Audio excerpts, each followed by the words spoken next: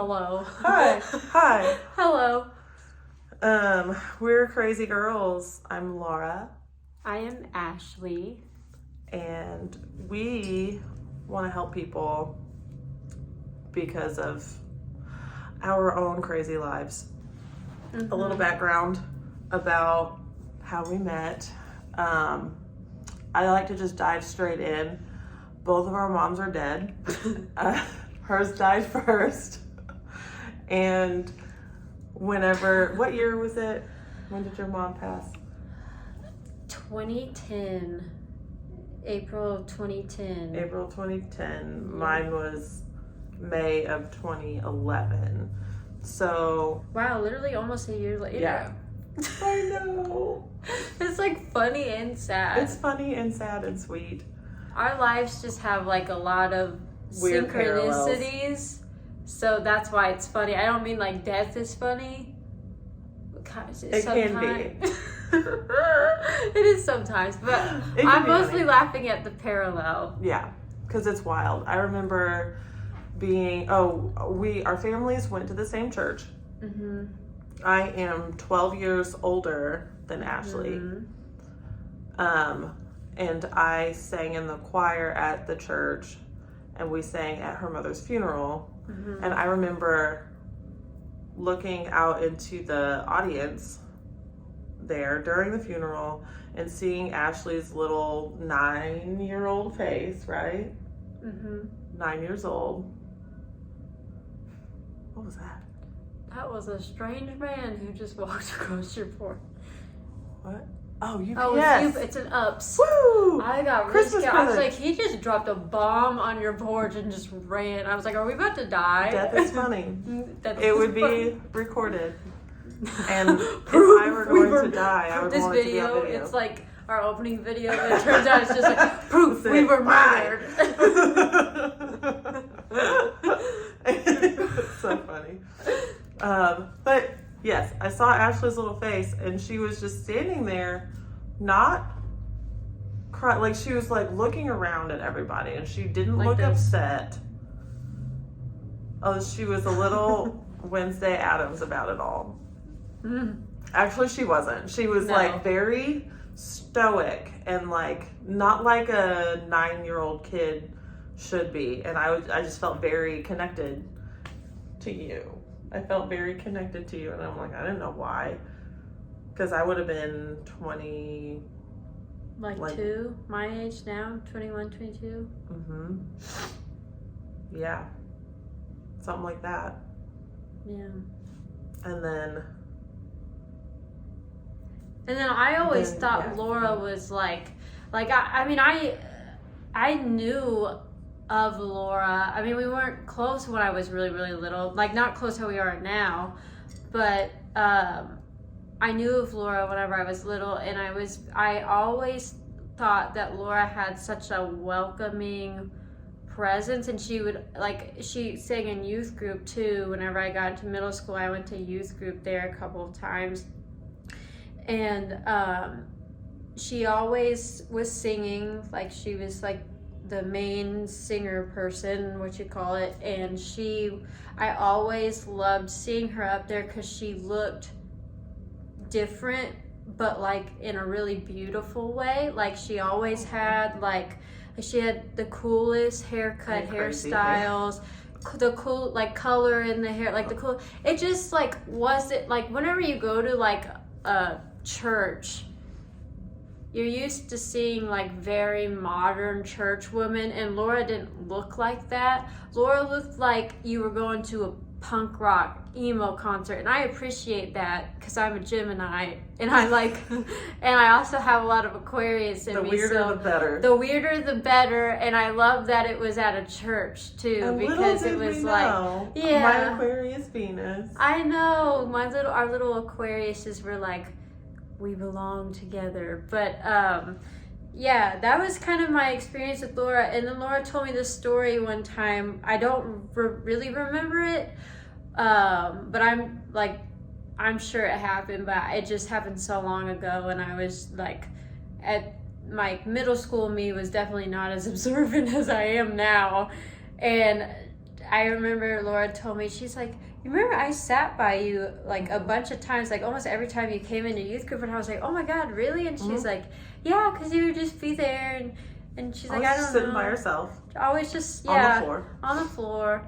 And Laura would come sit by me. Or just come and just like give her a hug. And she did, but that's just what Laura felt like. And I feel like everybody who really knows you feels that way about you. Like you're just like a big hug. I am. And it just feels really great. But that's like my first experience with Laura. And then like skip like, how many years later would it have been that I was like going to hair school and you were like, work for me? Yeah, because Leslie, her her aunt, who I also have known for a long time, she was like, my niece Ashley. I was like, oh, I know your niece Ashley. I'm a total creep and I love her for no reason. But she said she was going to cosmetology school, and that's what I do for a living. I do hair. And she was asking, like, would it be okay if Ashley reached out to me for, like, help? And I was like, yes, absolutely. Like, I didn't know.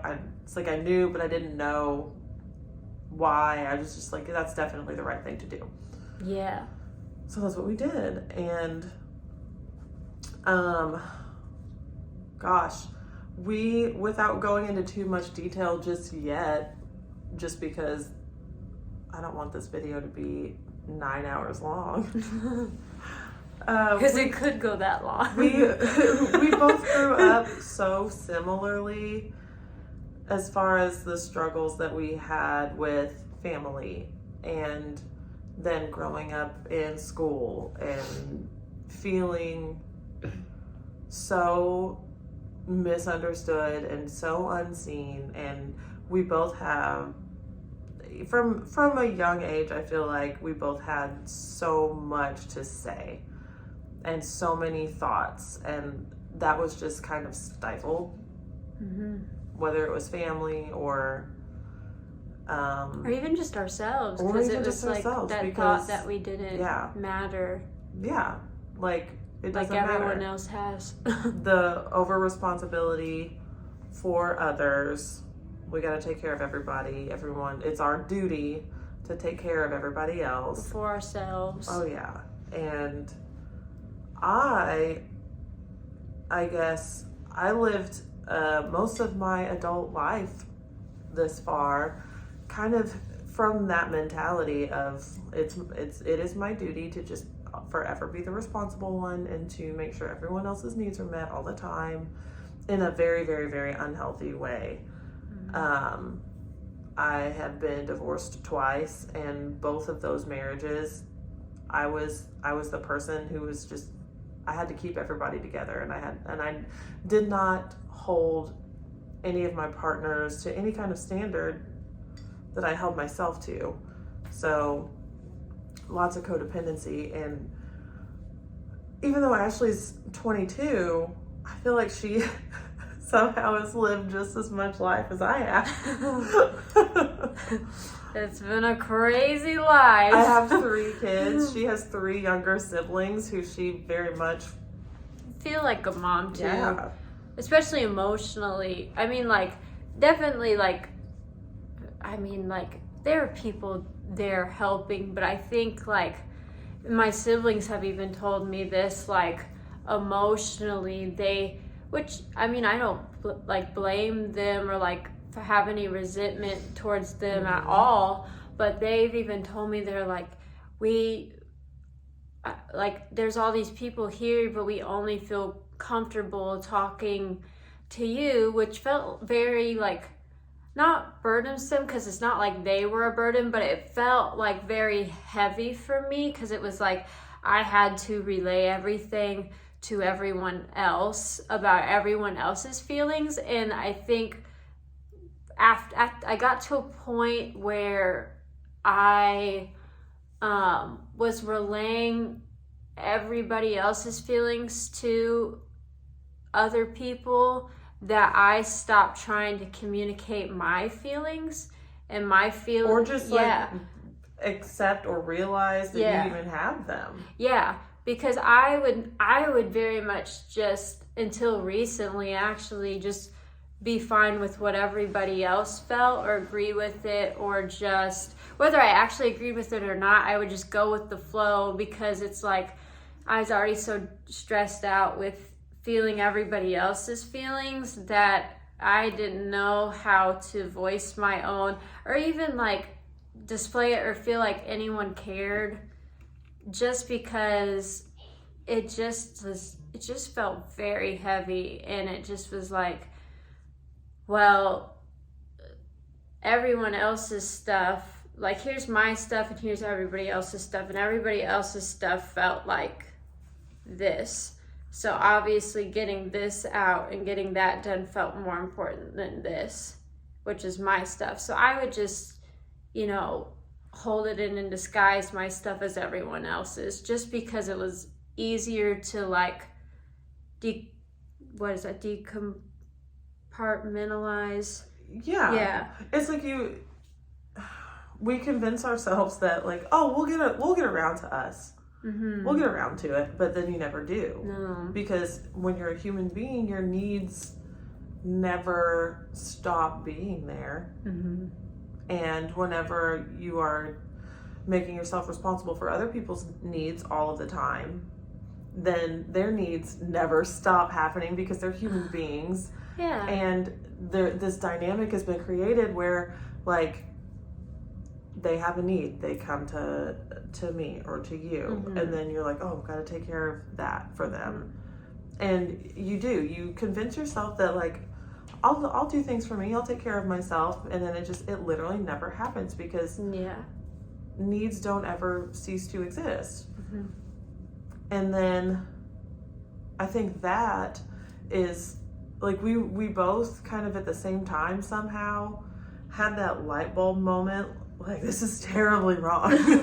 This feels horrible. This is and everything not is the wrong. way that life should be. No. And at that time I was still married to my second husband. Mm-hmm. And she wasn't married, but you were dealing with like your dad, and I mean mostly your dad. Yeah, mostly my dad. My dad's a stinker sometimes.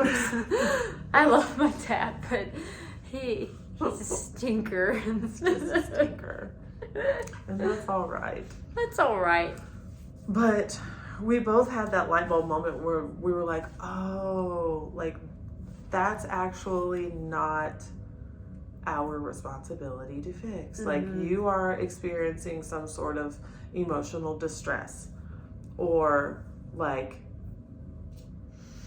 you're making me responsible to make you feel better. And then whenever like, and that was something I didn't even realize for the longest time. Like, I learned what codependency is, like, actually, from my therapist, who's amazing. But everyone hears the word codependent and they think like, oh, that person can't be alone. They're codependent. They just always got to have some. No. Yeah. I am a very independent person. I have always provided for myself, and I would never not do that. I'm very comfortable I like being alone. I like my alone time. It doesn't bother me to be alone. What bothers me is other people telling me that I'm doing a good job. It's like I needed that. That's what codependency is. You are dependent on another person for your own value, and how the measuring stick there is like, oh, how happy are you with me? How good of a girl do you think I am? And that's how I know that I'm good. And if I didn't have that, then I felt worthless. And then that's a cycle. That's why it's like codependency is categorized as an addiction.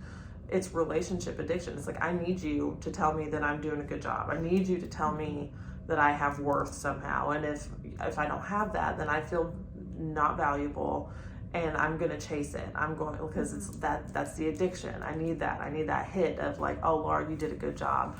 You helped me so much. Da, da, da, da.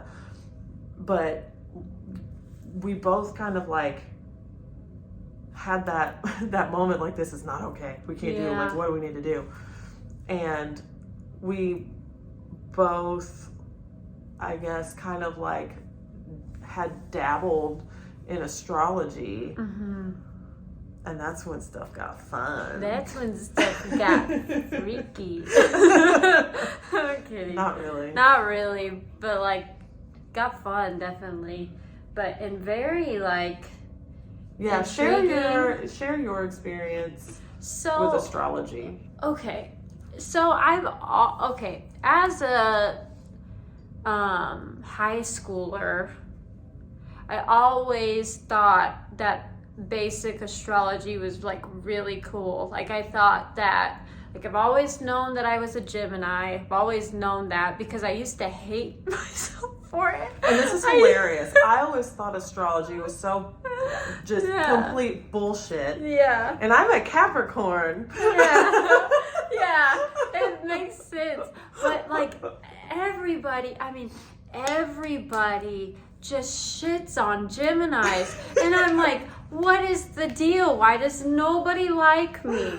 And I'm like, you know what? I don't care. Oop, I just spilled my water. That's fine. Okay, that's why no one likes Geminis, because you spill water on the ground. But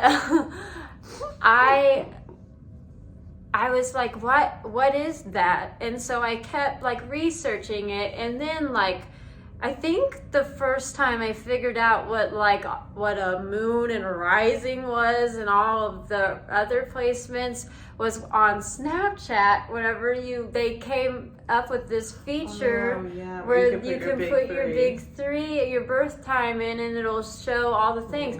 So I was reading them, and I was like, and they're very general like descriptions, so they're definitely not gonna feed you everything. Like you're definitely gonna have to like, do not learn astrology from Snapchat because it's mostly wrong. Or CoStar. Not to shit on CoStar. You need to go hug a time. tree. You right? need to go lick a Tic Tac. Get like messy. What? Get messy.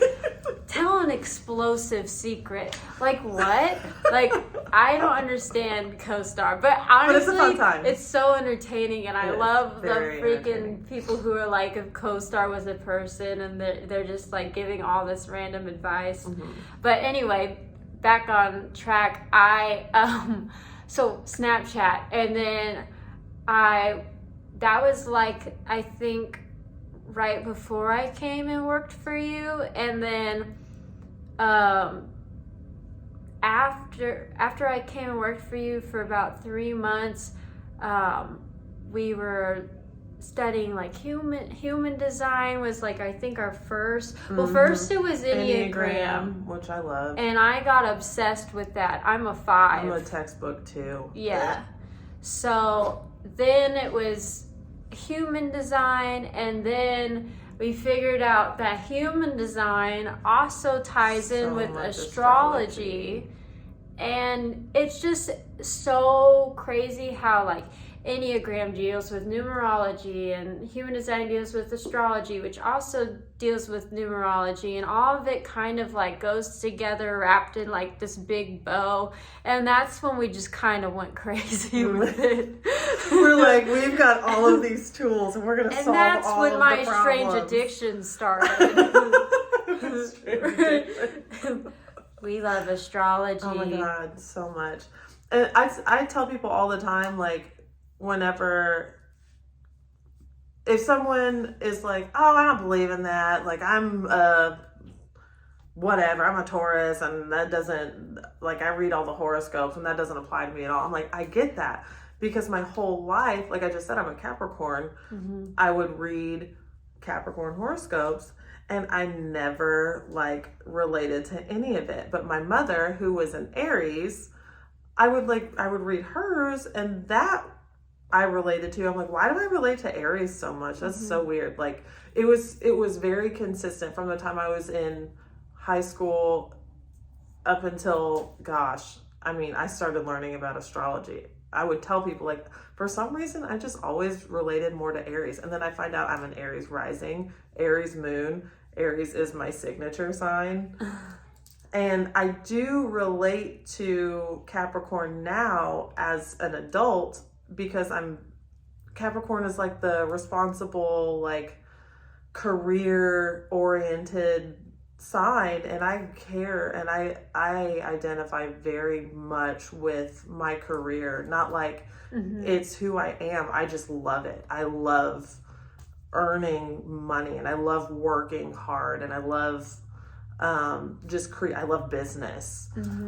And so I'm like, I think because of the nature of Capricorn, I didn't have a career whenever I was in high school, so how could I really relate?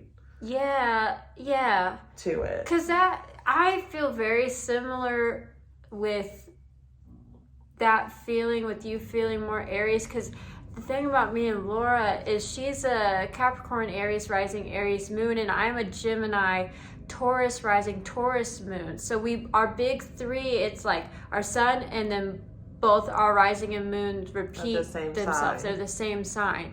So I felt very similar with how Laura does with Aries, but with Taurus. I feel very much so like a Taurus. But as I've gotten older, I do understand my Gemini sign, but for the longest time I just didn't get it, because I wouldn't say Gemini to me is like extremely extroverted, but also there's like another whole other side to Gemini that I didn't even know was a thing, because you're like two different people in one. And one of those people is more like a Taurus Gemini. Like they're more like, I want to stay at home and research and do everything to know any kind of intelligence that I possibly can. And loves to gather information. Yeah, I'm more like that. But in party settings, when I'm with my friends, that Gemini comes out. But whenever I'm with new people or like just by myself, I definitely relate more to that Taurus. And I also like have an Aquarius signature, so I'm just freaking weird.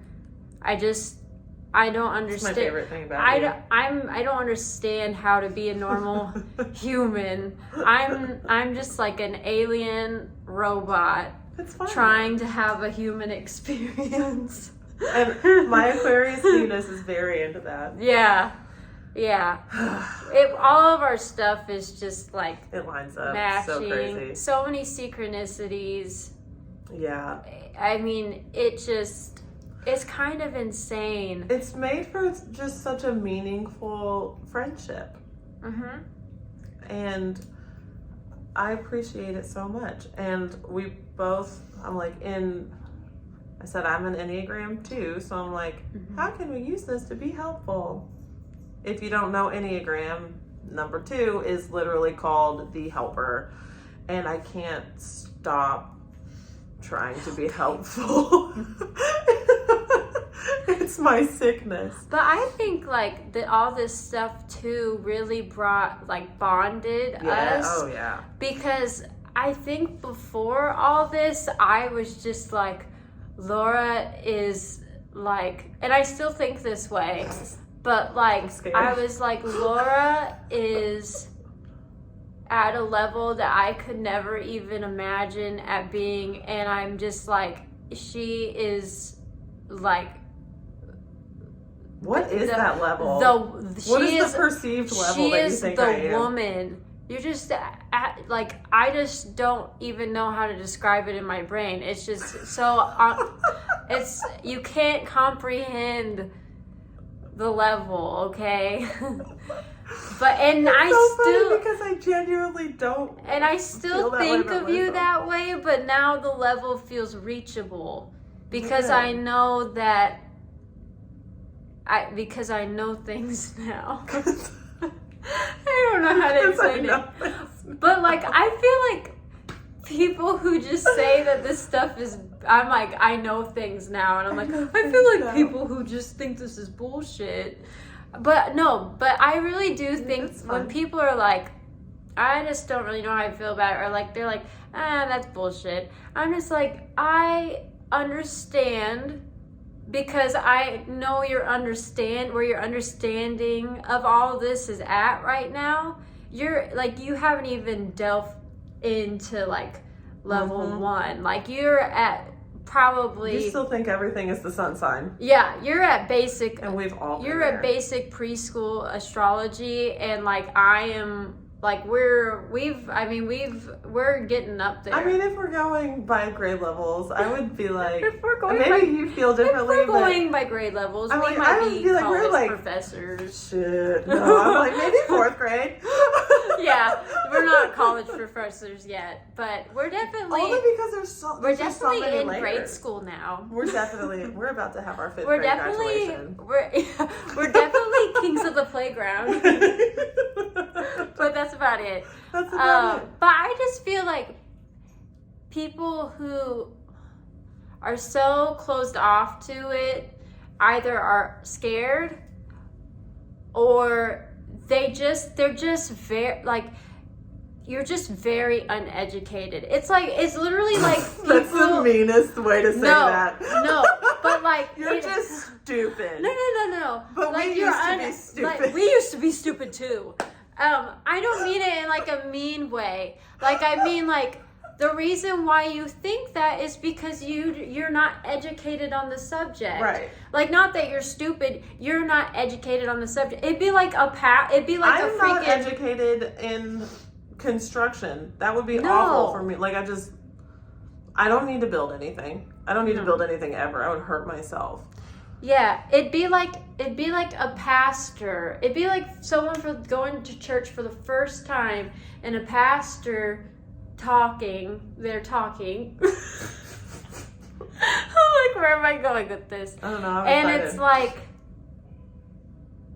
like the guy who's, of course it's his first time at church, is like, She'll get there. I Just don't give her know anything about anything, so why would I believe what you're saying, Pastor Ron? I don't know. And Pastor Ron's like, because I have a PhD. I don't know if you get PhDs at Bible school. I don't know how it Maybe. works. I'm uneducated, so I don't know.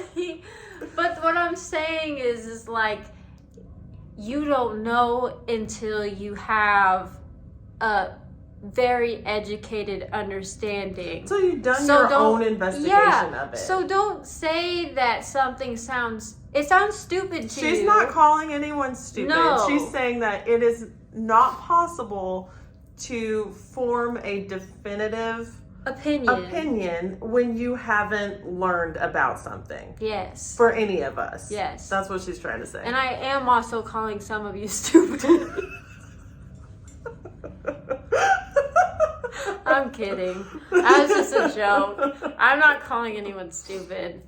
But this is who we are, and we got a lot of stuff to say, and we want to help and also be a little We entertaining. want to help. We're fun. We want to help and make you laugh and make you smile. If anything, make we you will dream make you big. laugh and we will make you smile, and we will be inspiring either We wanna because you see us encourage as like inspirational people, And or you'll feel like I'm not nearly as dumb as these girls. people so are. You might I'm think doing that we're great. totally uneducated, and you know what? That's okay, because that's your opinion, and you are entitled to your opinion, just like we're entitled to ours.